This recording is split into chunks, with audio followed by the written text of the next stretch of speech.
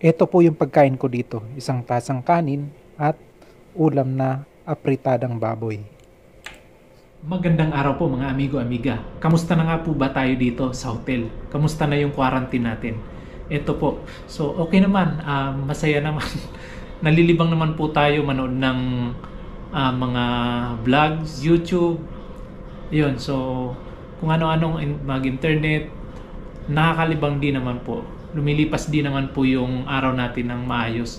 Ayun po, naka 5 days na po tayo ngayon. Bali 7 days po tayo dito mag-stay dahil considered as first dose lang po yung aking vaccine dahil po yung second dose ko kakatapos lang po nung November 28 kaya hindi po siya counted as second dose dahil nga po hindi pa lumipas ng 14 days. Mag-i-stay po tayo dito ng 7 days. So sa Wednesday po bali swab test na natin and then after ma-release po yung result doon pa lang po tayo makakauwi.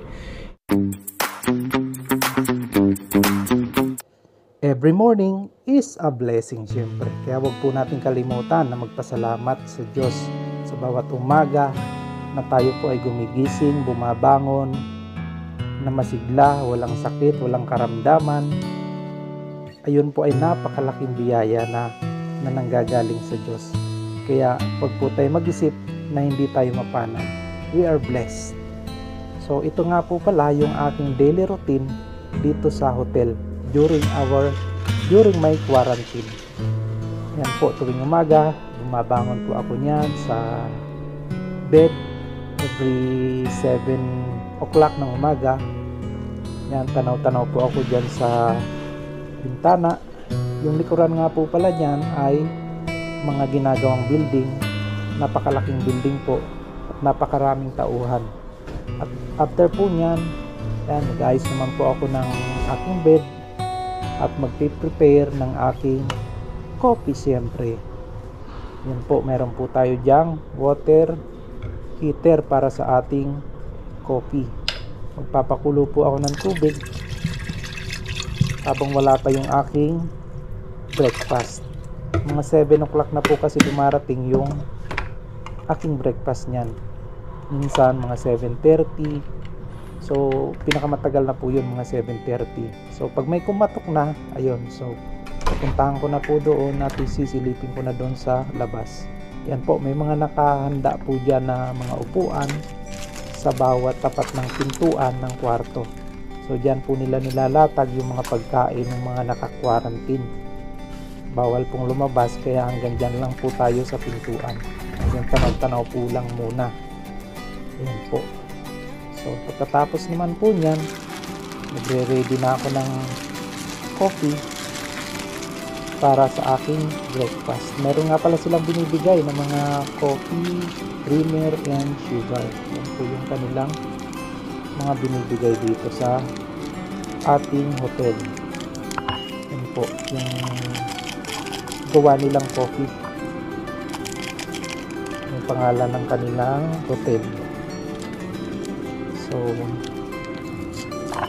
ayun, ready na po natin yung ating coffee para sa ating breakfast.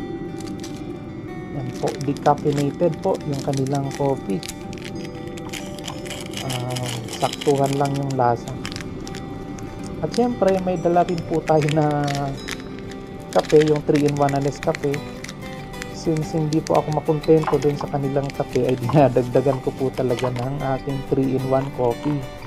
Dahil mas gusto ko po yung medyo mapait-pait para mas matapang po yung bawat gising natin sa umaga at nagbibigay ng sigla. Ayan po. So, mix po natin maigi. At ayan po yung ating breakfast. Ayan po, danggit with egg. At syempre yung ating rice. At sa bawat higop ng kape sa umaga ay nagbibigay din po ng sigla sa ating katawan. Dahil po sa init na taglay nito, tayo po ay ginigising. Ginigising ang natutulog na damdamin. Dahil coffee lover po ako, hindi kompleto yung araw ko na hindi nakakapagkape. 2 times a day nga pala ako magkape. Every morning, sa hapon, minsan nga gabi nagkakape pa ako eh. Dahil ang sarap-sarap po sa feeling, di ba? Ang kape po para sa akin, parang pag-ibig. Yung bang hinahanap-hanap mo bawat pagising mo. Ang sarap, di ba? Kaya kung ako sa'yo, maging coffee lover ka na rin kagaya ko. May natitirang ulam. Kung humihingi man ako ng extra rice, minsan hindi po nakakarating, kaya talagang ayun, yung biscuits ko dito na Skyflex ay naubos na rin. Pero mayroon po tayo ditong vitamins. Before your flight, kailangan ihanda mo na rin yung mga baon mo. Let's say for example, mga biscuits, sweets, dahil for sure magugutom ka during your quarantine. Dahil po limited lang yung mga pagkain nila dito na sineserve. Kung ikaw po ay malakas kumain, for sure magugutom ka o mabibitin ka sa pagkain nila dito. Dahil po bawal magpa-deliver ng mga pagkain from outside. Let's say mga Grab or Food Panda or galing man po sa kamag-anak po natin, bawal po yun. Hindi po inaalaw po nila yung ganon. Or kung order ka man po sa kanila ng extra meal, may additional bayad po yun. For sure, mahal po yun. Kaya dapat magbaon po tayo mga biscuits or ano man po pwede nating makain during our quarantine. Dahil po nakakagutom kahit sabihin nyo pong nakatambay lang po tayo dito, nakahiga. Buti na lang po, meron po ako ditong sweets. Yan po, meron po tayo ditong dalang chocolate. Kaya malaking tulong po ito in case na magutom po tayo. Meron tayong makukutkot. At meron din po pala akong baon na 3-in-1 Nescafe. Pero mayroon naman po silang binibigay na mga cream, coffee na and sugar. Ngayon, libutin naman po natin yung bawat sulok ng aking kwarto. Ito po yung water heater, dispenser. Yan po yung ating mineral water. At ito po yung TV. Meron din po silang intercom para dito sa loob ng hotel. Yan po, merong salamin. Yan po, at dito namang gawi ay yung bintana. May sofa, merong lampshade, meron ding charging port dito sa may headboard, pang dalawahang tao na kama. Yan po. So, nandito po yung aking luggage, nakabox, at ito po yung CR. Yan po. Malaki po yung CR nila at napakalinis pong tingnan. Yan po. Meron pa tayo ditong baon na toothpaste. Meron din naman po silang toothpaste dito at toothbrush na naka-ready. May sabon, may towel na libre. Yan po yung toilet bowl. Ito po yung shower room. So bumaba po yung timbang ko dyan. Nasa 72 kilos na lang po. 75 po ako nung umalis sa Taiwan. Bumagsak yung kilo. Ilang araw pa lang. So, ayan po. Dito po sa bintana. Ayan, pagka po wala tayong magawa, tanaw-tanaw dito sa bintana. At syempre, kailangan po natin mag-exercise. Kailangan natin magpalakas, magpasigla, ikondisyon ng katawan sa nalalapit na pag-uwi natin kay Mrs. Dahil kailangan po natin yan. Lalo sa ating mga kalalakihan. So minsan yan, tanaw-tanaw po ako diyan sa bintana pagkahapon, silip-silip diyan. Yan po, may MRT po diyan going to North EDSA. Natatanaw po natin diyan. And then after po niyan, ligo naman. Minsan inaabot po ako diyan ng 1 oras sa paliligo dahil napakasarap po mag-shower. Yan po, sulitin po natin maligo. HOA house parents. So dito pwede po tayo magpasabay sa kanila or magpa-grocery. Yan po. So pwede po tayo magpasabay ng groceries. Yung mga needs po, personal needs po natin. Let's say mga pang personal hygiene yan. Pwede po tayong magpa-grocery sa kanila. Pero I think siyempre mahal yan for sure. And then reminders, paalala, yan po. Yung mga naninigarilyo po, bali itigil po muna natin dahil bawal po talaga yung paninigarilyo sa loob ng kwarto. So once na malaman po nila, ay may fine po tayo na 5,000 pesos. So madidetect po nila yan once na nag-alarm yung smoke alarm nila dyan sa kisame. So ayun, iwasan po natin. iwasan po natin na wag na munang manigarilyo during our quarantine.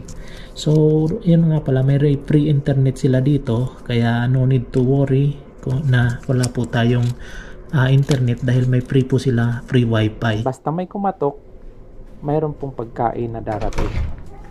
Yan po, 3 times a day nga po pala yung ating pagkain na siniserve nila. Yan po yung pagkain dito sa hotel. Basta may kumatok, silipin lang po natin at sure, kung hindi po tubig ay pagkain. Ito nga po pala ay lunch time natin. Ayan po yung ating pagkain. Ang ulam po natin ay fried chicken wings with gravy at saka yung rice. Yan po, medyo natakam-takam po talaga ako nung time na yan dahil medyo parang nagugutom na ako eh. Hindi lang talaga talagang gutom na. Kaya siguro kailangan talaga natin ng maraming biscuits na baon. Kahit mga skyflakes na po pwedeng stockin natin within 7 days. Mahalaga po yan at malaking tulong po sa ating quarantine days dito sa hotel. Yan po. Kaya kailangan po talaga nating magbaon kung kinakailangan po. Lalo na po tayo na mga malalakas kumain. Talagang mabibitin po tayo sa isang rice or isang cup na rice. Yun po. May time naman na humingi ako dito ng extra rice. Ang dumating po ay isa pang order ulit ng pagkain. Kaya naging 2. Gabi po yan. So yung isang order, kinain ko po ng mga around 10 o'clock na po siguro. Yung mga binibigay nilang basurahan, yan. So, yung mga pinagkainan natin, dyan natin nilalagay. Tapos ito yung mga inuming tubig natin. Kailangan always hydrated po tayo, yung katawan po natin. Pagka naubos to, pwede naman pong tumawag sa kanila dun sa baba, mag-request na magdala sila ng tubig or dalhan ka. After naman ng ating dinner, busy naman tayo sa pag-YT. Yan po, node sa YouTube, sa mga LS. At syempre, bago po tayo matulog, kailangan po natin magkaroon ng peace of mind. Kailangan po natin ipikit yung ating mata. Pwede po tayo manalangin, mag-relax, pag-pray po natin lahat po na natatanggap po natin sa buhay. Yung pong ating kalusugan, yung ating family. Yan po, ipagpasalamat po natin yan sa Diyos dahil yan po ay biyaya ng Diyos sa atin. Lagi po tayo mag-isip ng mga positibong bagay. Ano man po ang ating nararanasan sa buhay, ang Diyos po ay nariyan, handang umalalay po sa atin. Kaya wag po nating kalimutan na magpasalamat lagi sa Kanya.